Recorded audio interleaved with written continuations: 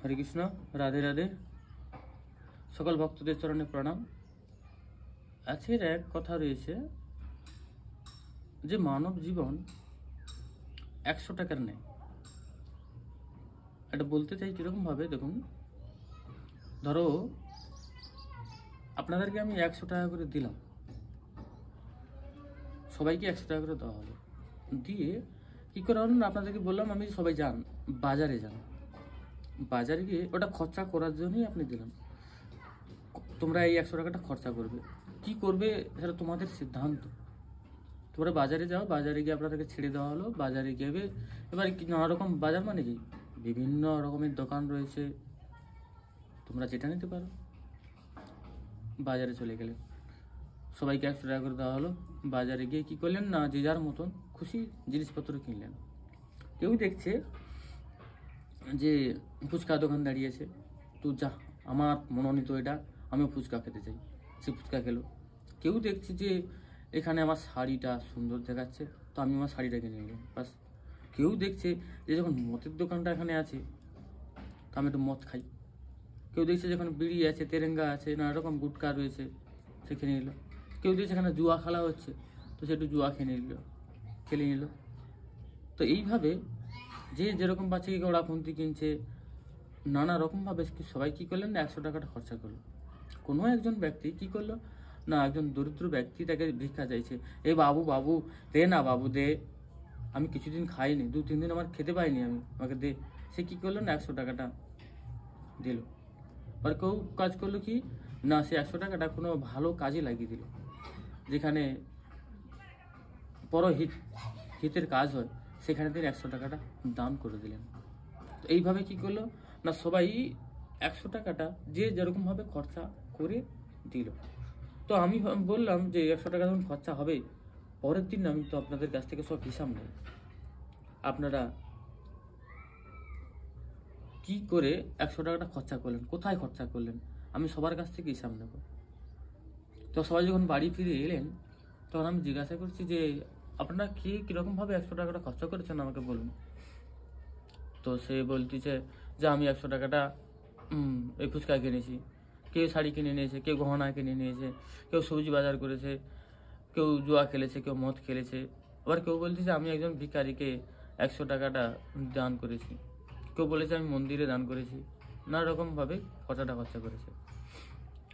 তো এবার বলুন, আপনাকে যদি আমি পিতা স্বরূপ যদি আপনাকে একটা দিই, আপনার ধরো 10টা ছেলে রয়েছে, তো কেউ যদি এরকম টাকাগুলোকে, সবাইকে টাকা দেওয়া হয়েছে, কিন্তু কেউ যদি এরকম অপব্যয় করে আর কেউ যদি ভালো কাজ করে, তো সাধারণ ক্ষেত্রে আপনার কি মনোভাব আসবে যে আমি পরবর্তী সময়ে আবার কাকে টাকাটা দেবো আর কাকে দেব না।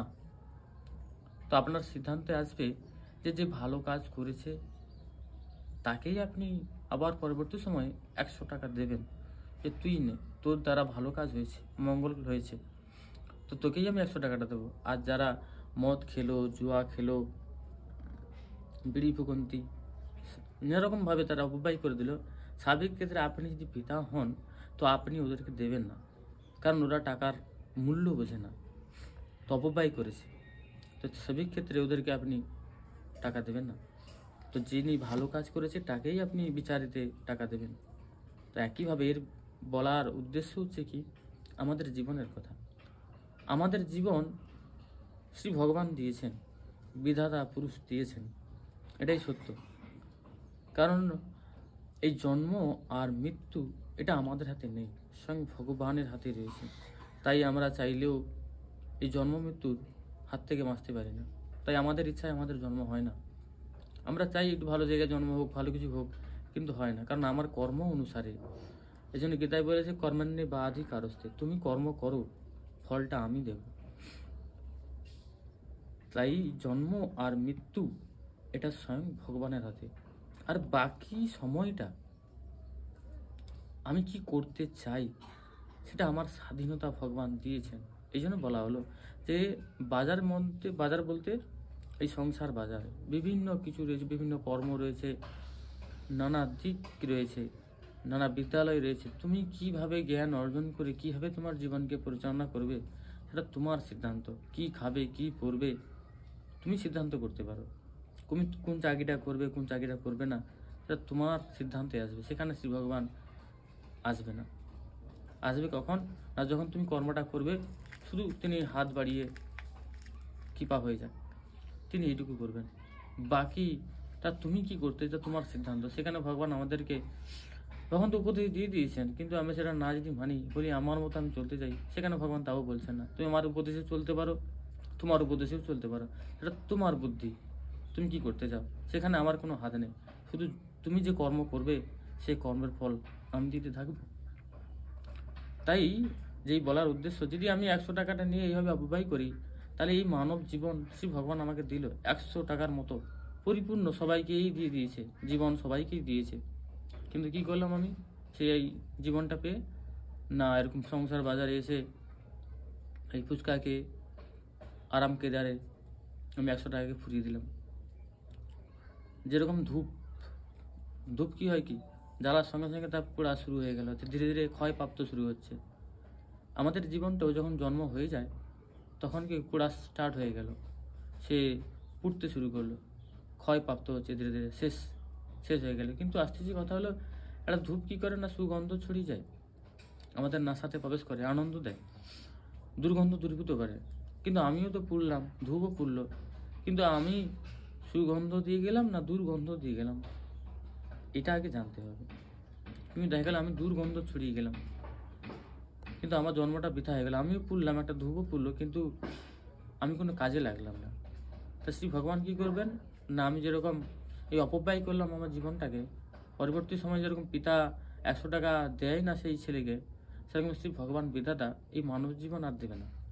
কারণ এর মূল্য আমি বুঝলাম না, মানব জীবনে যে কত কিছু করা উচিত সেটা আমি না করে বৃথায় পশুর ন্যায়, পশু খালি আহার নিদ্রা মিথুন করে, বাচ্চার মা বাবা হয়, সেও বাসা বানায়, আমরাও ঘর বাড়ি বানিয়েছি, খাওয়ারের জন্য একটা পিপিলিকা যেরকম দিন রাত্রি ছুটে বেড়ায়, সেরকম আমরাও ছুটে বেড়াই পয়সার জন্য খালি, আর এক্সট্রা কিছু করতে পারলাম না। নিজের মানব জীবন পেয়ে, এরকম মানব জীবন পেয়ে যদি কিছু না যদি করতে পারি, পশুর সঙ্গে যদি আমি একইভাবে জীবনযাপন যদি আমার হয়ে যায়, তাহলে শ্রী ভগবান পশুর দলেই ফেলে দেবে, পশু পক্ষী ইত্যাদি হয়ে যাবে। কারণ তুই তোকে সুন্দর মানব জীবন দিলাম, কিন্তু তুই পশুর ন্যায় কর্ম করলি, তাই তুই পশু হওয়াটাই শ্রেয়। তাই 100 টাকা যদি আমি আমার অপব্যয় করি, সে যেরকম বাবা মা আমাকে দেয় না, সেরকম বিধাতাও আমাকে আর দেবে না। তাই সাবধানতা, আমি যেন এরকম মানব জীবন পেয়ে যেন এরকম কর্ম না করি যে কর্মের দ্বারা আমার নিজের অধোগতি হয়। তাই এরকম জীবনে যেন আমি উন্নতি করতে পারি, সেরকম ভালো কর্ম করতে পারি, সেদিকেই ধাবিত হওয়াই হচ্ছে মানব জীবনের লক্ষ্য হওয়া উচিত। রাধে রাধে।